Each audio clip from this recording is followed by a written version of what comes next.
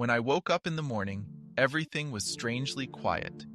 It didn't take me long to realize that the power had gone out, but it didn't feel like an ordinary power outage. The haunting silence in the house was a sign of trouble. Within hours, I and the rest of the apartment would learn that this was no ordinary fault.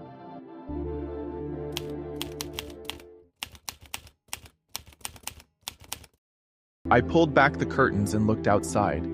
Normally, the street would be bustling by now, cars honking, people heading to work.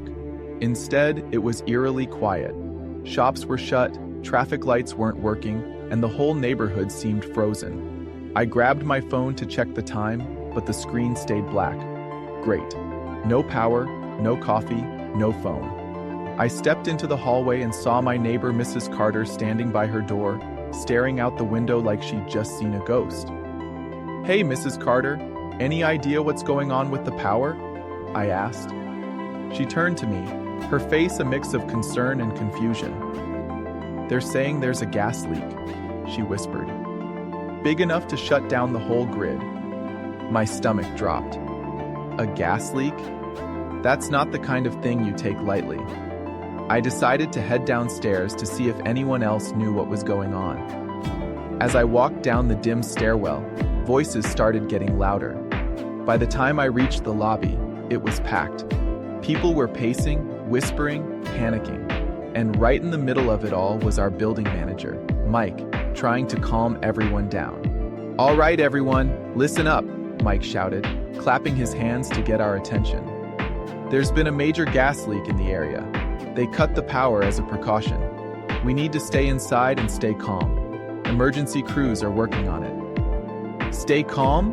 someone yelled from the back. "What happens if it blows up?" The room erupted into chatter. A woman in her pajamas clutched her toddler while her husband argued with someone about what to do. It was like watching a scene straight out of a disaster movie. Then, suddenly, Jessica from the 4th floor came running down the stairs, her voice shaking. "My husband's stuck in the bathroom. The door won't open." A few of the guys in the lobby jumped into action, racing upstairs. It didn't take long for them to get him out, but when they brought him down, the guy looked like he'd seen the end of the world. "Is this building gonna blow?"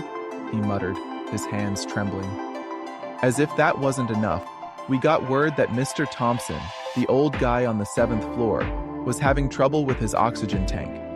Apparently, the battery was running low, and he needed a replacement ASAP. One of the younger guys, Jake, sprinted out to find help, but the cops outside waved him back in. "Nobody leaves," one of them barked. "It's too dangerous." The tension in the lobby was through the roof. You could feel it in the air. People were snapping at each other over nothing. Jake got into it with a couple from the 2nd floor who'd been bickering loudly all morning. "Could you two stop screaming at each other for 5 minutes?" he yelled. The wife shot back, "Why don't you worry about your own business, kid?" And then there was Mrs. Carter, muttering under her breath about how noisy the young people in the building were. "They throw parties every weekend," she grumbled.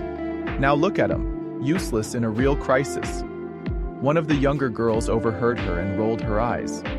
"You know what, Mrs. Carter? Maybe we'd throw fewer parties if this building wasn't so depressing." It was like all the underlying tensions in the building were bubbling to the surface. Then, out of nowhere, we heard it, a loud bang. Everyone froze. For a split second, I thought this was it. The whole building was about to go up in flames. But the noise had come from a few blocks away. People started whispering, asking each other what it was. "Is it spreading? Are we next?" someone murmured. Mike tried to keep us calm. "Everyone stay put," he said. But you could see it in his face.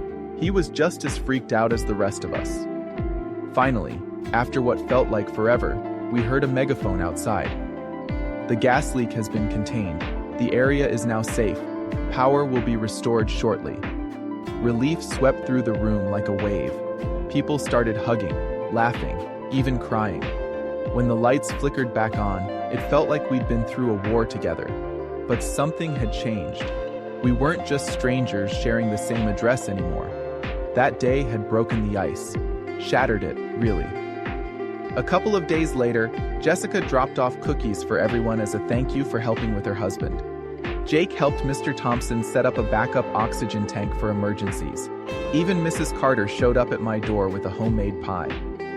"Figured I owe you for keeping me company," she said with a smile. That gas leak didn't just cut the power. It lit something else, a sense of community we hadn't had before. It wasn't pretty, and it sure wasn't easy, but for the first time in years, it felt like we were actually living together, not just next to each other.